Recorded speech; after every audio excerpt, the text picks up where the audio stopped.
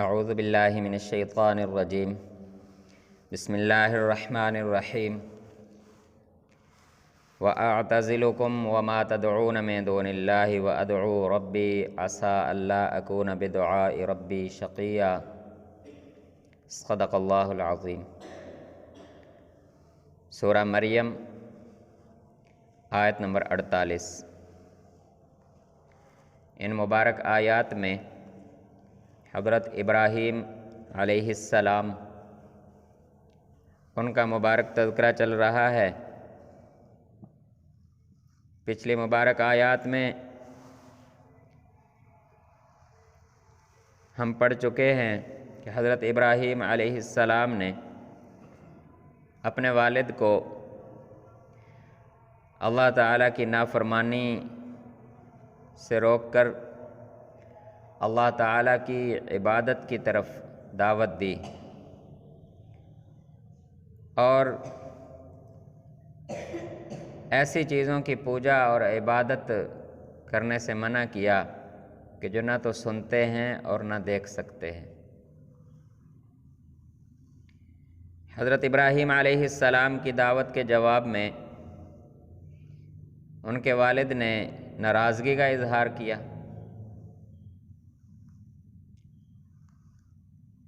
اور یہ دھمکی دی کہ اگر آپ اس دعوت سے باز نہ آئے تو میں تمہیں پتھر مار کر ہلاک کر دوں گا،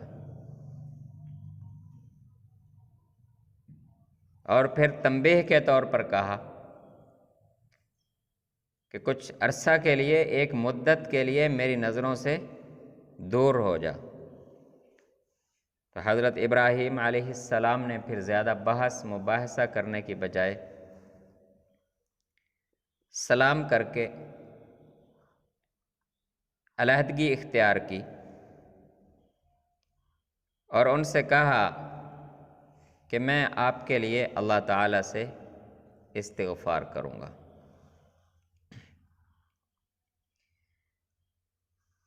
آگے پھر حضرت ابراہیم علیہ السلام نے فرمایا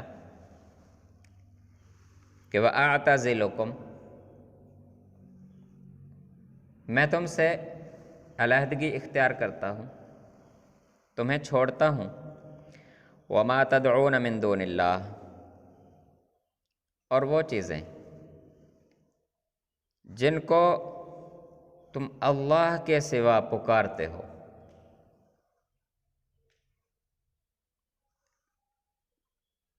ان سے بھی میرا کوئی تعلق نہیں ہے، میں ان سے بھی قطع تعلق ہی کرتا ہوں کہ نہ تو تمہارے بتوں سے میرا تعلق ہے، اور اگر تم ان بتوں کی پوجا کرنا نہیں چھوڑتے تو پھر میں آپ کو چھوڑتا ہوں اپنے اللہ کی محبت میں۔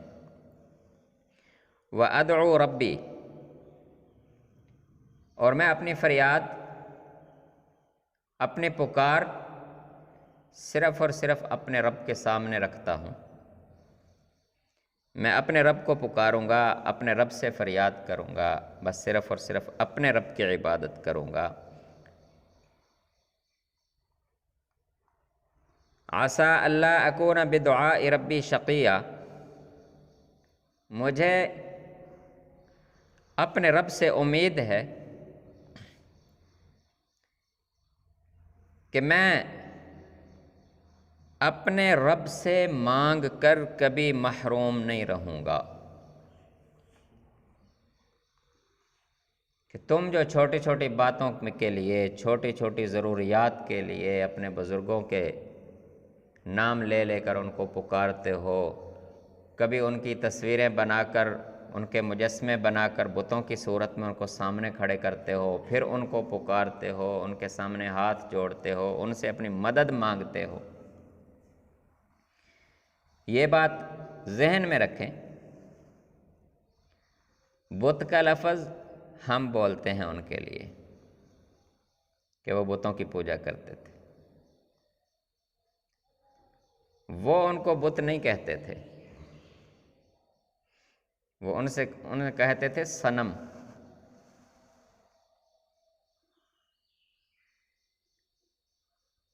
صنم کہا جاتا ہے محبوب کو کہ یہ اللہ کے محبوب ہیں، اللہ کے پیارے ہیں، اور ہر بت کی پیچھے گزرے ہوئے زمانے کے کسی نہ کسی بزرگ سے نسبت تھی، یہ فلاں بزرگ کا بت ہے، یہ فلاں بزرگ کا بت ہے، یہ فلاں کا صنم بنائے ہوئے تھے، ان کی تصویریں، ان کے مجسمے، جس طرح اسٹیچو آج کل رواج ہے کہ پتھر کے مجسمے بنا کر لوگ لگاتے ہیں اپنے پرانے لیڈروں کے، تو اسی طرح پرانے بزرگوں کے یہ مجسمے بنا کر ان سے مانگا جاتا تھا۔ تو اس لیے بت کا لفظ سنتے ہی ہمارے دل میں یہ آتا ہے کہ وہ پتھر کی کوئی جناب وہ شکل ایسے بنا لیتے ہیں پھر اس سے مانگتے ہیں۔ ہم تو بتوں سے نہیں مانگتے، ہم تو بزرگوں سے مانگتے ہیں، ہم تو بزرگوں سے مانگتے ہیں، ولیوں سے مانگتے ہیں، ولیوں کی قبروں پر جاتے ہیں۔ فرق صرف اتنا ہے کہ ہم قبر پہ چلے جاتے ہیں، بلکہ آج کل تو ایک اور نیا رواج بھی بنا ہوا ہے، وہ بزرگوں کی تصویریں بنی بنائی وہ چھپی چھپائی بڑے بڑے پوسٹر ملتے ہیں، وہ کہتے ہیں لے جاؤ گھروں میں برکت کے لیے لگاؤ، یہ بزرگوں کی تصویریں ہیں، یہ داتا صاحب کی تصویر ہے، اس کو گھر میں لگاؤ گے اس سے برکت ملے گی، یہ شیخ عبد القادر رحمۃ اللہ علیہ کی تصویر ہے، اس کو گھر میں لگاؤ گے یہ برکت ملے گی۔ وہی چیز دوبارہ ہمارے اندر قبروں سے بدل کر اب تصویروں کی طرف ہماری قوم بھی آنا شروع ہو گئی ہے، اللہ تعالیٰ معاف فرمائے۔ یہ صدیاں لگتی ہیں آہستہ آہستہ بدلنے میں، خدا نہ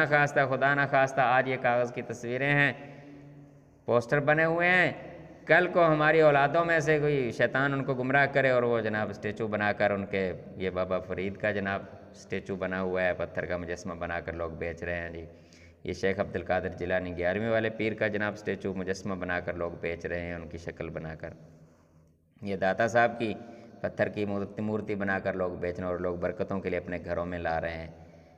تو آج ہم اگر احتیاط کریں گے، آج اپنی نسلوں کو اگر ہم یہ قرآن کی روشنی سے محروم رکھیں گے تو خدا نہ خواستہ ہماری کل والی نسلیں یہ کام شروع کر دیں گی۔ آج قبروں پہ جا کے کر رہے ہیں، کل گھروں میں ان کی تصویریں اور بت بنا کر رکھ لیے جائیں خدا نہ خواستہ۔ تو معاملہ ان کے ساتھ بھی اسی طرح ہوا تھا۔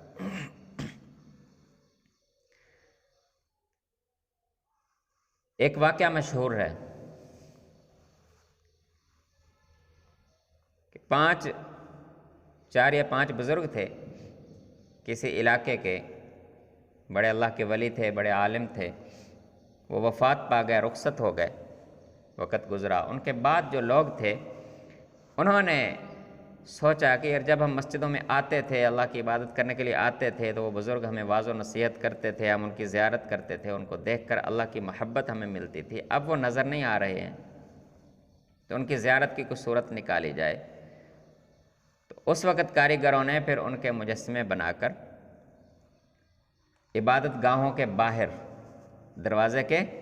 باہر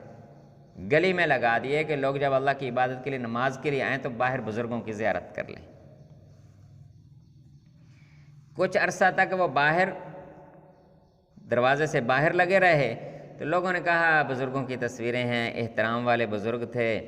دھوپ بھی ہوتی ہے، کبھی آندھی طوفان بھی آتا ہے، مٹی گرد و غبار پڑ جاتا ہے، احترام کے لیے اٹھا کے اندر رکھ دیتے ہیں۔ وہ مجسمے اٹھا کر انہوں نے عبادت گاہوں کے، مسجدوں کے اندر رکھنے شروع کر دیے۔ اگلی نسلوں نے بجائے مسجد میں آ کے اللہ سے مانگنے کے وہیں پر بزرگوں سے مانگ کر جانا شروع کر دیا۔ یہاں سے بت پرستی کا آغاز ہوتا ہے۔ اللہ تعالی ہم سب کی حفاظت فرمائے۔ تو حضرت ابراہیم علیہ السلام نے اپنے والد سے کہا کہ دیکھو، اگر تم اپنے بتوں کو نہیں چھوڑ سکتے، اگر تم ان پتھروں کے مجسموں اور مورتوں کی پوجا نہیں چھوڑ سکتے تو پھر میں تمہیں چھوڑتا ہوں، بس میں صرف اور صرف اپنے رب کے سامنے اپنی پکار اور فریاد لے کے جاؤں گا۔ میرا رب میری پکار اور فریاد کو کبھی رد نہیں کرے گا، میں کبھی اپنے رب سے مانگ کر کبھی محروم نہیں ہوں گا، مجھے اپنے رب سے امید ہے۔ یہ سورہ مریم آیت نمبر 48۔ آیت نمبر 49، اللہ تعالیٰ فرماتے ہیں کہ ابراہیم علیہ السلام نے جب اللہ کی محبت میں اپنے خاندان کے رسم و رواج کو چھوڑا اور نافرمانی کی وجہ سے، اللہ تعالیٰ کے ساتھ شرک کرنے کی وجہ سے اپنے خاندان کو بھی چھوڑ دیا کہ اگر تم اللہ تعالیٰ کے ساتھ شرک کرنے سے باز نہیں آتے تو پھر میرا تمہارے ساتھ کوئی تعلق نہیں ہے۔ اللہ تعالیٰ فرماتے ہیں جب ابراہیم علیہ السلام نے یہ قربانی دی تو پھر ہم نے ان پر انعامات کا سلسلہ شروع کیا۔ تو انعامات کسی نہ کسی قربانی کے بدلے میں ملتے ہیں۔ کہتے ہیں نا کچھ پانے کے لیے کچھ کھونا پڑتا ہے، کچھ چھوڑنا پڑتا ہے اللہ کے لیے، پھر اللہ تعالیٰ کی طرف سے انعامات اور اکرامات اور انعامات کا سلسلہ اور رحمتوں کا سلسلہ شروع ہوتا ہے۔ تو اللہ تعالیٰ فرماتے ہیں جب انہوں نے اپنی قوم کو اور ان کے وہ رسم و رواج تھے جن چیزوں کی وہ پوجا کرتے تھے ان سب کو چھوڑ کر اپنے رب کے لیے الگ ہو گئے، تو پھر اللہ تعالیٰ نے ان پر انعامات کا سلسلہ شروع کیا۔ نبوت تو دی ہی دی تھی، وَهَبْنَا لَهُ إِسْحَاقَ وَيَعْقُوبَ، اسحاق جیسا حضرت اسحاق علیہ السلام جیسا بیٹا عطا کیا، اور پھر حضرت ابراہیم علیہ السلام کی زندگی میں ہی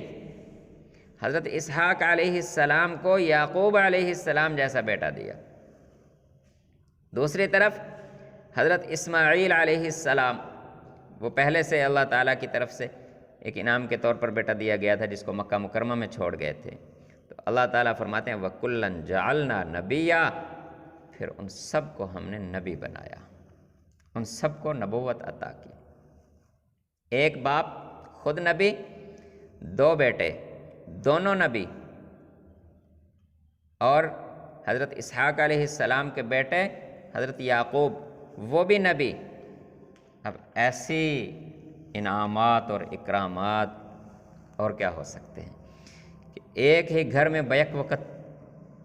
4 پیغمبر۔ تو اللہ تعالیٰ فرماتے ہیں فَلَمَّا اعْتَزَلَهُمْ، جب انہوں نے اپنی قوم کو چھوڑ دیا، ان سے الگ ہو گئے، وَمَا يَعْبُدُونَ مِن دُونِ اللَّهِ، اور ان کے ان بتوں سے بھی بیزاری کا اظہار کر دیا، ان کو بھی چھوڑ دیا جن کو وہ اللہ کے علاوہ پوجتے تھے۔ وَهَبْنَا لَهُ إِسْحَاقَ، پھر ہم نے ان کو اسحاق عطا کیا، وَيَعْقُوب، اور یعقوب عطا کیا، وَكُلًّا جَعَلْنَا نَبِيًّا، اور ان دونوں کو بھی پھر ہم نے نبوت عطا فرمائی۔ وَوَهَبْنَا لَهُم مِّن رَحْمَتِنَا، پھر ہم نے ان پر اپنی خاص رحمتیں فرمائیں، وَجَعَلْنَا لَهُمْ لِسَانَ صِدْقٍ عَلِيًّا، اور ان کو سچائی کی زبان عطا کی اور ان کو بلندیاں عطا کی۔ اگلی مبارک آیات میں حضرت موسیٰ علیہ السلام کا تذکرہ، وَاذْكُرْ فِي الْكِتَابِ موسیٰ، اے رسول صلی اللہ علیہ وسلم کتاب میں موسیٰ علیہ السلام کا ذکر بھی ان کے سامنے بیان کیجئے۔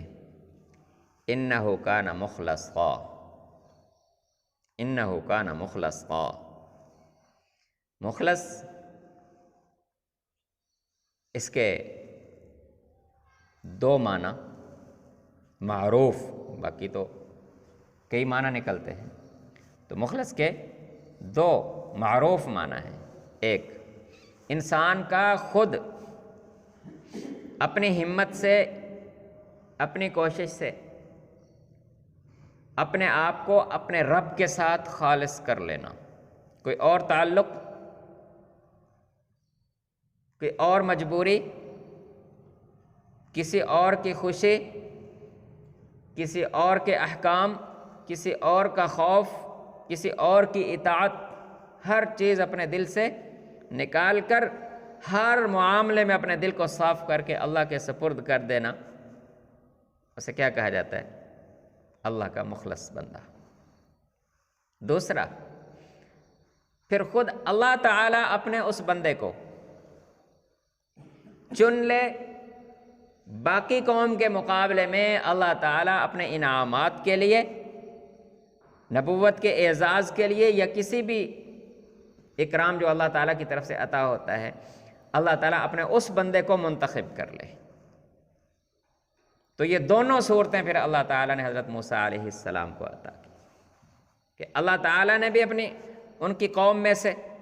خالص اپنے انعامات کے لیے، اپنی رحمت کے لیے، اپنی نبوت کے منصب کے لیے، اپنی ملاقات کے لیے، اپنے ساتھ کلام کے لیے، اور انعامات شمار کرتے جائیں، ان کو خالص منتخب کر لیا۔ یہ صرف ان کے لیے تھا، باقی اعزاز پوری قوم میں سے کسی کے لیے نہیں تھا۔ اور انہوں نے، حضرت موسیٰ علیہ السلام نے بھی ہر خوف دل سے نکال دیا، فرعون کی بادشاہت کا اس کی فوج کا، اس کی طاقت کا، اس کے ظلم و ستم کا خوف دل سے نکال دیا، دنیا کا لالچ دل سے نکال دیا، دنیا کی حرص دل سے نکال دی، خالص اپنے آپ کو اللہ کے لیے کر لیا، اس کو اللہ تعالیٰ نے فرمایا انہ کان مخلصا، وہ تو ہمارا مخلص بندہ، چنا ہوا، ہم نے بھی ان کو اسے چنا اور اس نے بھی اپنے آپ کو خالص اپنے رب کے لیے کر دیا، کوئی اور چیز اس نے ملاوٹ نہیں رکھی۔ جب بندہ اپنے دل سے ملاوٹ کھوٹ نکال دیتا ہے، پھر اللہ تعالیٰ بھی اپنے انعامات کے لیے،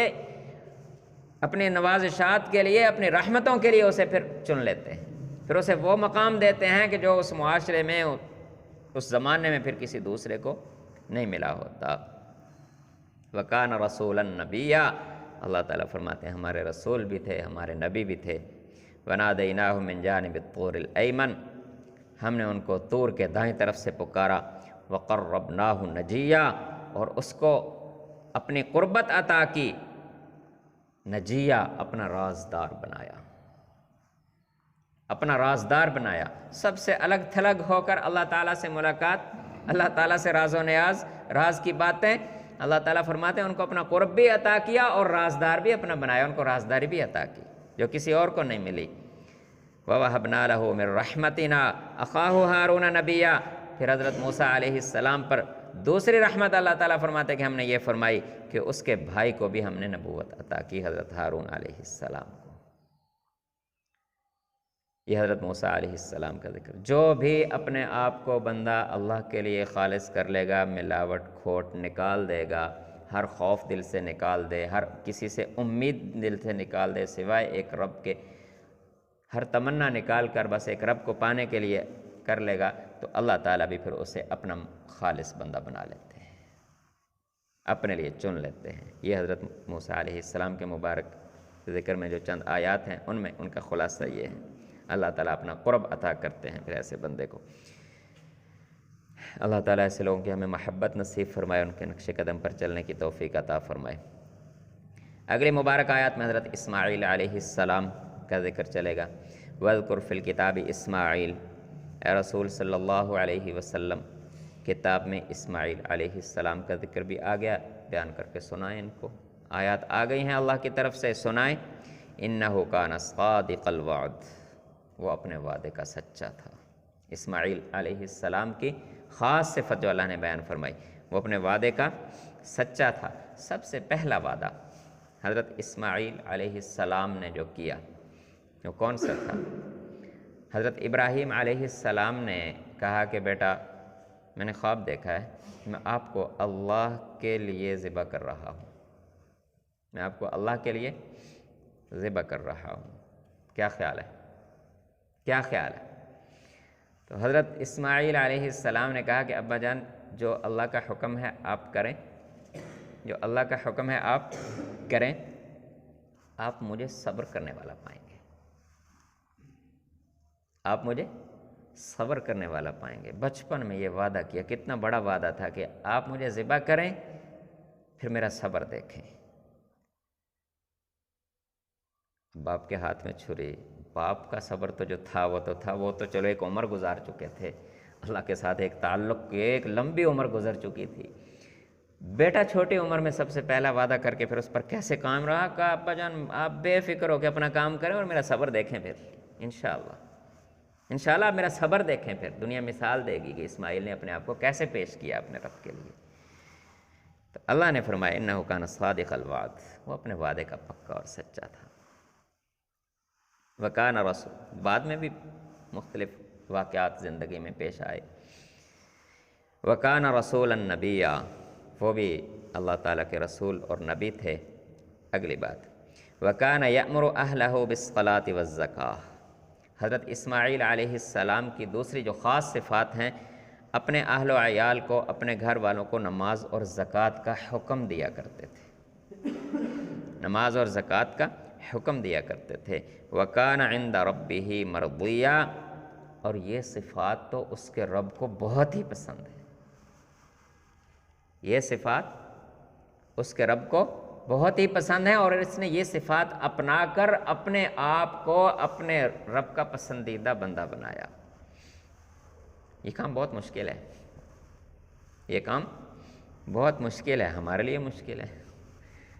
مولوی ہو کر کہ گھر میں نماز کا حکم سختی سے نہیں دے سکتے، مرضی ہے بھائی ان کی، پڑھ لیں نہ پڑھیں، لیٹ کریں جیسے کریں۔ سنا ہے بعض بزرگوں سے کہ ان کے گھروں میں ان کے اہل و عیال میں سے یا ان کی بیوی اگر کبھی نماز میں سستی کرتے وہ گھر سے کھانا نہیں کھاتے تھے، صاف کہہ دیتے تھے نماز نہیں پڑھنی تو بس میں کھانا پھر گھر سے نہیں کھاؤں گا، جو مرضی کرو اپنا گزارا چلاؤ، میں کھانا گھر سے نہیں کھاؤں گا۔ تو ایسے اپنے آپ کو اللہ تعالیٰ کا مخلص کر لینا۔ ہم دعا قنوت اگر ساتھیوں کو یاد ہو تو اس میں ہم رب کے ساتھ نا رات کو سونے سے پہلے ایک وعدہ کرتے ہیں، وَنَخْلَعُ وَنَتْرُكُ مَن يَفْجُرُكَ۔ کبھی اس کے معنی پہ غور کریں۔ وَنَخْلَعُ، خلا کہتے ہیں بیوی عدالت میں چلی جائے کہے کہ میں اس کے ساتھ نہیں رہنا چاہتی،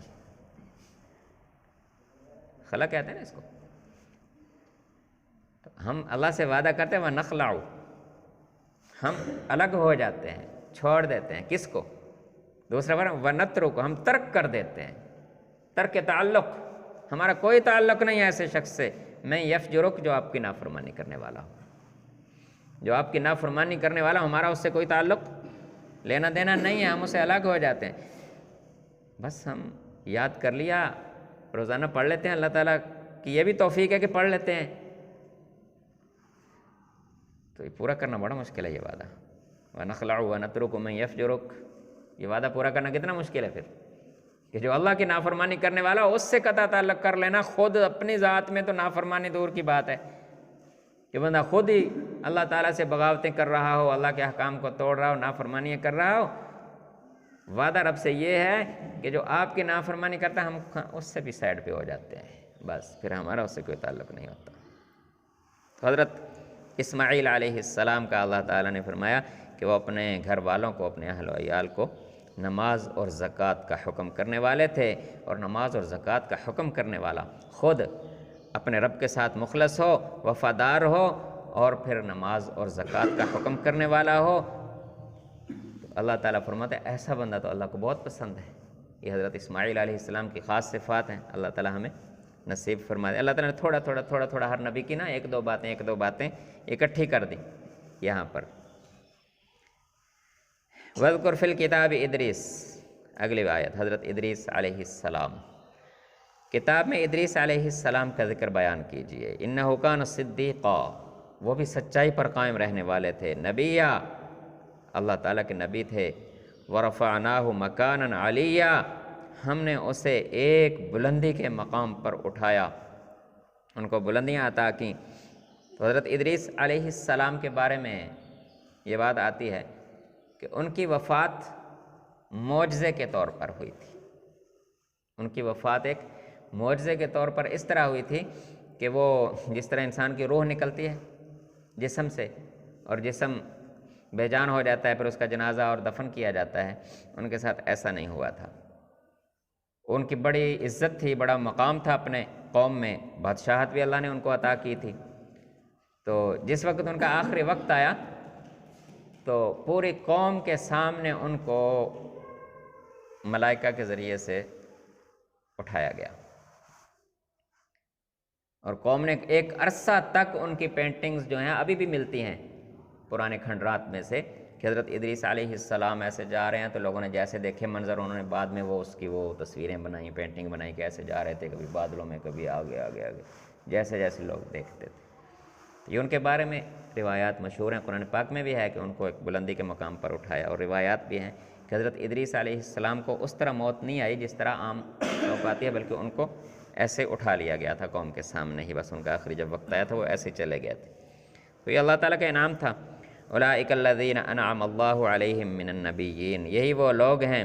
جن پر اللہ تعالیٰ نے انعام فرمایا، من النبیین، یہ صفات اپنانے والے نبیوں میں سے، من ذریت آدم، اولاد آدم میں سے، وممن حملنا مع نوح، اور وہ جن کو ہم نے نوح علیہ السلام کے ساتھ سواری میں، کشتی میں سوار کر کے بچایا، ومن ذریت ابراہیم، ابراہیم علیہ السلام کی اولاد میں سے، و اسرائیل، اور یعقوب علیہ السلام کی اولاد میں سے، وممن ہدینا واجتبینا، اور وہ لوگ جن کو ہم نے ہدایت دی اور ان کو چنا اپنے دین کے لیے، اس میں اللہ تعالیٰ نے تمام انسانیت کو شامل کر دیا. پہلے تو اولاد آدم کہہ کر سب کو شامل کر دیا، پھر خاص طور پر حضرت نوح علیہ السلام کے ساتھ جو لوگ کشتی پر سوار تھے ان کا ذکر کر کے، پھر حضرت ابراہیم علیہ السلام اور حضرت یعقوب کی اولاد کا ذکر کر کے، اور بعد میں فرمایا کہ جس کو بھی اللہ تعالیٰ ایمان کی ہدایت دے، اگر وہ یہ صفات اپنے اندر اپنا لے، اس پر اللہ کی طرف سے انعامات ہوں گے، کوئی بھی اس سے محروم نہیں رہے گا. ہاں، یہ صفات اپنانا ہوں گی جو بیان ہوئی ہیں، ان صفات کے لیے کچھ محنت اور کوشش کرنا ہوگی. تو آخری صفت اللہ تعالیٰ نے فرمائی وَإِذَا تُتْلَى عَلَيْهِمْ آيَاتُ الرَّحْمَنِ، جب ان کے سامنے اللہ تعالیٰ کی آیات تلاوت ہوتی ہیں، وہ تکبر اور غفلت کرنے کی بجائے، تکبر اور غفلت اعراض کرنے کی بجائے، ان کو اگنور کرنے کی بجائے کیا کرتے ہیں؟ خروا سجدا وبکیا، روتے ہوئے اپنے رب کے سامنے جھک جاتے ہیں، روتے ہوئے اپنے رب کے سامنے جھک جاتے ہیں. یہ سورہ مریم آیت نمبر 58 تک کا مذاکرہ مکمل ہوا. یہ آیت نمبر 58 جو ہے یہ آیت سجدہ بھی ہے. تو ابھی دوست سنت